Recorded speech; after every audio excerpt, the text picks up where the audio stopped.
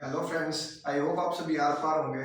तो फ्रेंड्स, जैसा कि आप सभी जानते हैं कि मैं आपको chapter 1 locating places on the earth करा दिया है। ठीक है, मैंने कुछ दिन वेट किया था कि कोई बच्चा डाउट पूछ ले या किसी को भी जो भी मेरी वीडियो देख रहा है उसे कोई डाउट होगा तो मुझसे पूछ ले। लाइव का रीजन मैंने आप सभी को बता दिया था कि मैं क्यों नहीं आ पाया।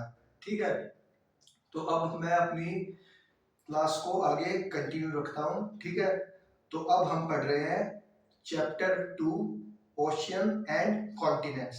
ये बात मुझे बताने की जरूरत नहीं है कि मैं कौन सी क्लास करा रहा हूँ, अभी बता देता हूँ। Class 6 chapter 2 ocean and continents. ठीक है, तो वो आज का हमारा टॉपिक होगा।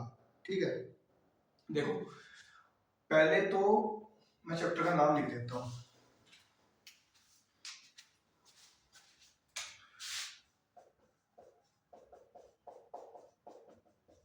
Chapter 2 oceans and continents.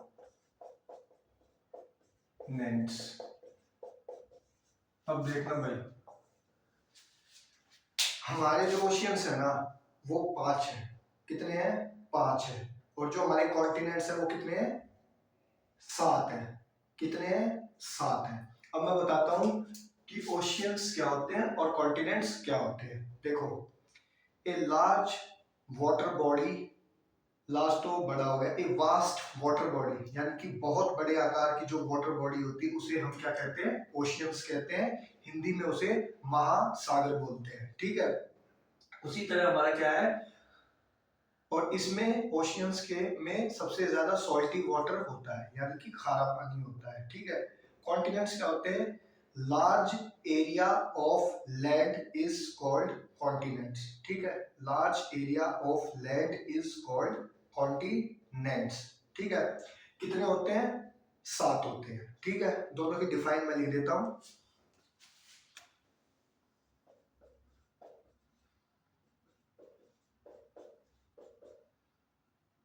एक सेकंड, ये वी है भाई, डब्ल्यू नहीं है।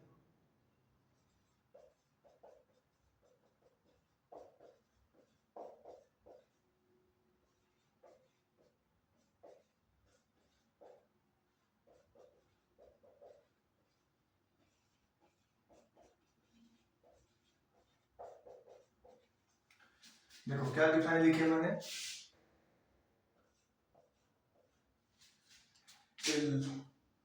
vast water body which contains salty water। वो क्या होती हैं? ओशियंस होते हैं, महासागर होते हैं। ठीक है, वास्ट यानी कि विशाल, बड़ा। कॉन्टिनेंट्स क्या होते हैं?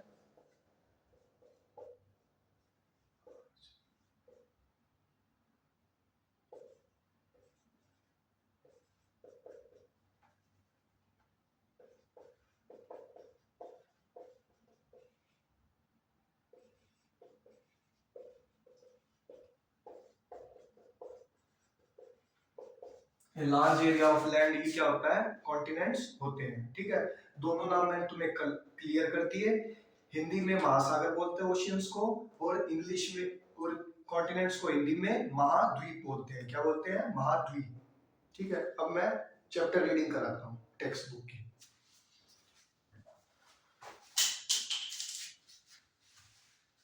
देखो, oceans and continent chapter 2। The ocean is everything. Ocean जो है, जो महासागर, वो सब कुछ है। ठीक है, इतना बोला है। It cover 7/10 of the terrestrial globe. अब देखना ये बात समझ लो, 7/10 क्या होता है? मान लो ये आपकी अर्थ है, 1 2 3 4 5 6 7 8 9 और 10। ठीक है, कितने हैं? 10 है।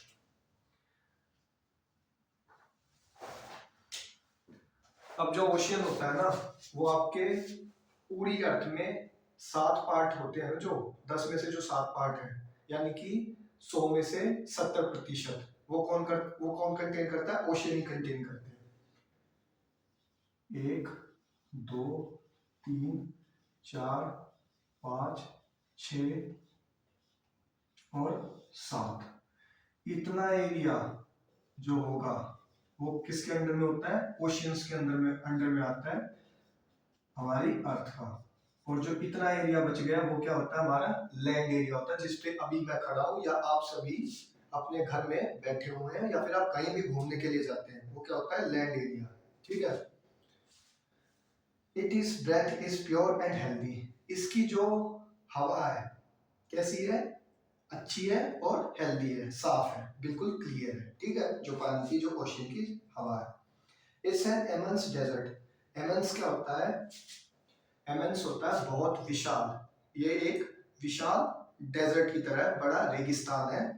और आगे लिखा है where man is never lonely for he feels like steering all around. और इस डेजर्ट में आदमी अकेला नहीं है, उसके पास क्या है? वाटर बॉडीज की क्या है? जंतु कुछ होते हैं ना, जो एरिया जो होती है उनकी, जैसे एक्वेटिक एनिमल्स हो गए, वो भी इसमें आते हैं। ठीक है, स्टीयरिंग ऑल अराउंड, जो कि हमारे आसपास है। The ocean is the vast reservoir of nature. Ocean हमारी महासागर जो होते हैं हमारी प्रकृति का सबसे अहम हिस्सा माने जाते हैं, ये बात ध्यान रखना। ठीक है। The globe began with the ocean so to speak and who knows if it will end. तो कहा जाता है, और ये स्टेटमेंट जो दी गई है वो दी है जूल्स वर्ने ने 1870 में। ठीक है, क्या दी है कि जो जन्म हुआ है पृथ्वी का वो महासागरों से ही हुआ है और उसका अंत भी किससे होगा? महासागरों में ही उसका अंत होगा। ऐसी एक थ्योरी किसने दी है? जूल्स वर्ने ने दी है। ठीक है, इतना हमने इस पैराग्राफ में पढ़ा। ठीक है, फिर देखो द बिग क्वेश्चंस, कुछ क्वेश्चंस कहे गए नीचे। What are oceans and continents, what are their names and their distribution. कि ओशियंस क्या होते हैं, कॉन्टिनेंट्स क्या होते हैं, उनके नाम बता दो और उनका डिस्ट्रीब्यूशन, वो बटे कैसे हुए वो बता दो। फिर है in what ways do oceans and continents impact life on earth including human life. कि कैसे ओशियंस और कॉन्टिनेंट्स ह्यूमन की लाइफ पर अपना प्रभाव डालते हैं या फिर अर्थ के एनवायरनमेंट में अपना इफेक्ट डालते हैं। तो ऑब्वियसली बात है डालते ही हैं, टोटली डालते हैं। हमारा जो क्लाइमेट होता है वो टोटली कॉन्टिनेंट्स और ओशियंस पर डिपेंड होता है, एक तरह से भी बात कह सकते हैं। ठीक है, और आज मैं इस वीडियो में थोड़ा इसलिए खुल के बात कर रहा हूँ क्योंकि मुझे अच्छा लगता है जब आप थोड़ा सा साथ देते हैं कि आप लगे रहिए, आपको सक्सेस मिलेगी। ठीक है, तो इतना मैंने पढ़ा दिया, एक रिवीजन करवा देता हूँ। ओशियन सब कुछ है। ठीक है, 7/10 पार्ट हमारी अर्थ का ओशियन ही कंटेन करते हैं। ठीक है, इसकी जो हवा है वो काफी साफ है और कैसी है? हेल्दी है। इट्स एन इमेंस, जैसे एक विशाल डेजर्ट की तरह जहाँ पर इंसान अकेला नहीं रहता, उसके साथ एक्वेटिक्स एनिमल्स और स्पीशीज भी साथ उसके साथ रहती है। ठीक है, ocean is the vast reservoir of nature. Ocean क्या है? नेचर का एक बहुत ही बड़ा हिस्सा मेन माना जाता है। ठीक है, the globe began with the ocean so to speak and who knows if it will end. कहा जाता है कि जो हमारी पृथ्वी शुरू हुई है वो ओशियन से ही शुरू हुई है, महासागरों से ही शुरू हुई है और इसका जो एंड होगा वो भी महासागरों में ही होगा। ये क्वेश्चंस थे, वो क्वेश्चन मैंने डिस्कस कर लिए आप सभी से। अब नेक्स्ट पेज पे चलते हैं।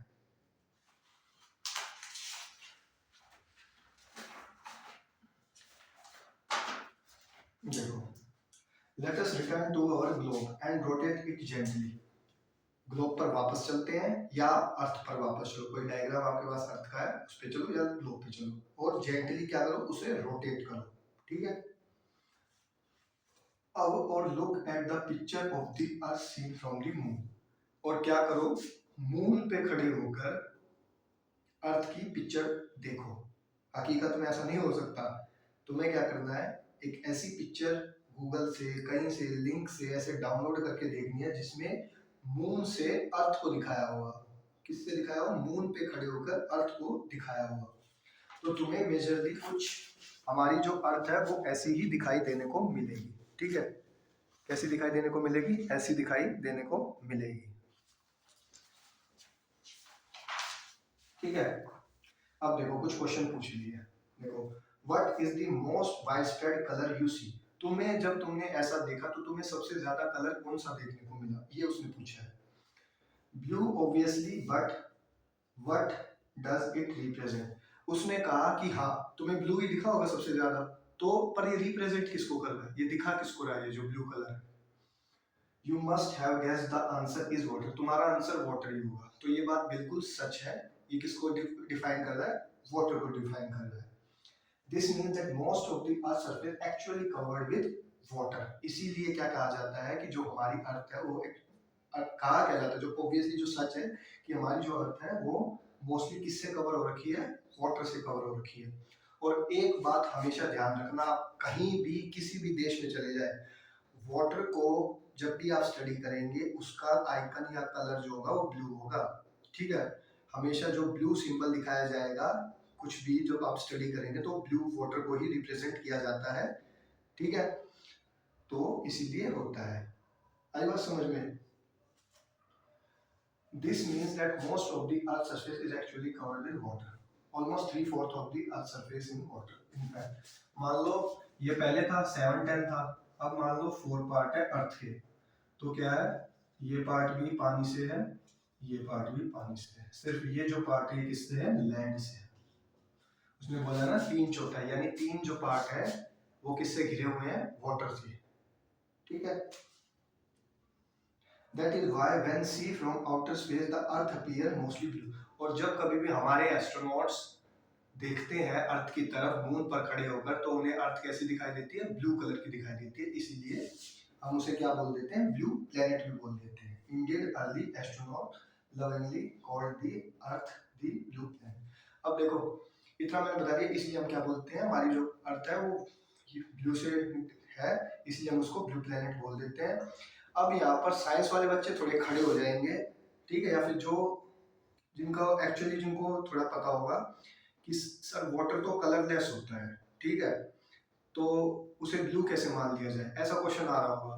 तो मैं कह रहा हूँ कि तुम बस अभी समझो, ये चीजें तुम्हें बताई जाएंगी आगे की वीडियोस में, और मैं ही बताऊंगा ये बातें भी तुम्हें कि रिफ्लेक्शन की वजह से ऐसा सब होता है। आगे मैं खुल के इस बात पर बताऊंगा। अभी के लिए इतना जानो कि वाटर की स्टडी हम किससे कर रहे हैं, ब्लू कलर से ही मान रहे हैं, ठीक है।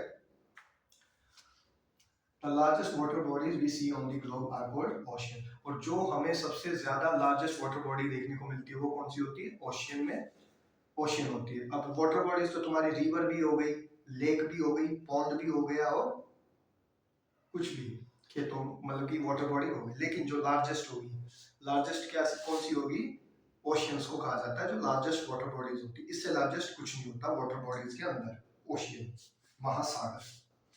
But in the picture of the earth figure 2.1 you can see at least one other colour brown. तो अभी तुम्हें यहाँ पर जब इस पिक्चर को तुम देखोगे तो कुछ कलर तुम्हें ब्राउन भी देखने को मिलेंगे। कैसे मिलेंगे, ब्राउन, भूरा रंग। This color is that of land which covers a little over 1/4 of the globe। अब देखो ये बात मैंने तुम्हें कही थी, 3 पार्ट तो ओशियन में वाटर से ढका हुआ है, ठीक है। एक पार्ट कैसा रह गया, लैंड का रह गया, और लैंड को उसने ब्राउन बोल दिया है क्योंकि ब्राउन से डिनोट कर दिया है, ठीक है। A large body land is called land mass। और इसी को जो ये है इसी को हमने क्या बोल दिया, लैंड मास बोल दिया। क्या बोल दिया, land mass, LANDMASS, land mass.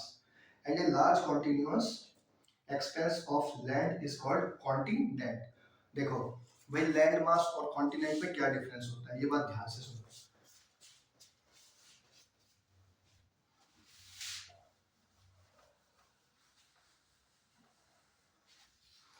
कोई पर्टिकुलर एरिया जो बड़ा है, नॉर्मल से बड़ा है, ठीक है, जो भी कोई नॉर्मल है उससे बड़ा है, और आसपास वाटर है, वो क्या है, जैसे यहाँ पर वाटर है और यहाँ पे लैंड है, ठीक है।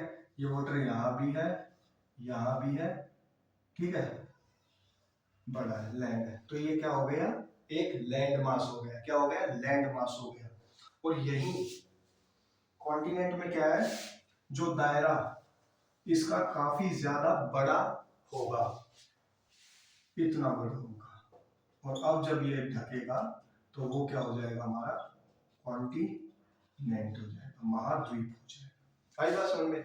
लैंड मास हमेशा कॉन्टिनेंट से छोटा होता है क्योंकि कॉन्टिनेंट बड़ा होता है और वो फैलता भी है, कुछ ऐसा माना जाता है। लार्ज है। Both oceans and continent play a vital role in shaping of the climate of the earth, जो कि मैं तुम्हें बता के आया था कि दोनों ही, चाहे वो कॉन्टिनेंट हो गए चाहे वो ओशियन हो गए, दोनों ही क्या करते हैं, भूमिका निभाते हैं अर्थ के क्लाइमेट को चेंज करने में या उसे पूरी तरह विनाश करने में, ठीक है, डिस्ट्रॉय करने में। कौन भूमिका निभाते हैं, ये ओशियंस और continents. They affect all aspects of life including all plants and animals, therefore human life too. Plants पर भी अपना इफेक्ट डालते हैं, एनिमल्स पर भी अपना इफेक्ट डालते हैं और ह्यूमंस पर तो डेफिनेटली ही डालते हैं। तो इस बात से मना नहीं किया जा सकता कि ओशियंस ना इफेक्ट्स हमारी लाइफ पर नहीं डालते, बिल्कुल डालते, ओशियन भी डालते हैं और कॉन्टिनेंट्स भी डालते हैं, ठीक है।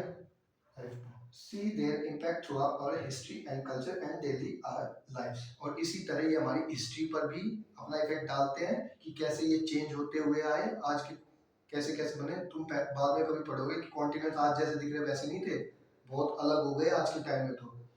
और कल्चर कल्चर पर भी हमारा प्रभाव डालते हैं और डेली लाइफ में भी हमें देखने को मिलते हैं, ठीक है। तो आई होप आप सभी को ये वीडियो अच्छी लगी होगी। आज का जो कंसेप्ट मैंने तुम्हें पढ़ाया वो तुम्हें अच्छा लगा होगा, ठीक है। इतना जो मैंने तुम्हें इस चैप्टर से बताया इसे एक बार देख लेना, कुछ नोट्स बनते हो बना लेना, नेक्स्ट हम डोंट मिस आउट से इसे पढ़ेंगे, ठीक है। और नेक्स्ट वीडियो तक बाय।